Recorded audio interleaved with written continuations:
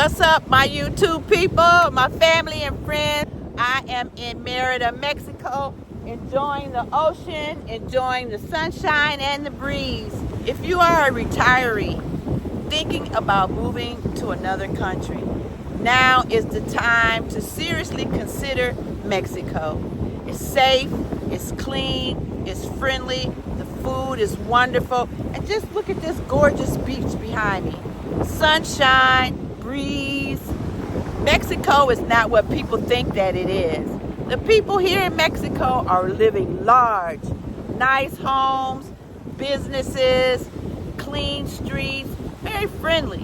And so if you're a retiree, new retiree, or you've been retired for a while and you're considering someplace to move, give Mexico an opportunity.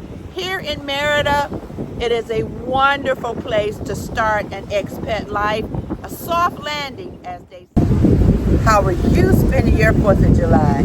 As an expat at 72, I'm retired and I'm living the life here at Kokomo Beach in Merida, Mexico. I've got the breeze, I've got the sunshine, and I've got the ocean behind me. What are you waiting for? Come on down. So.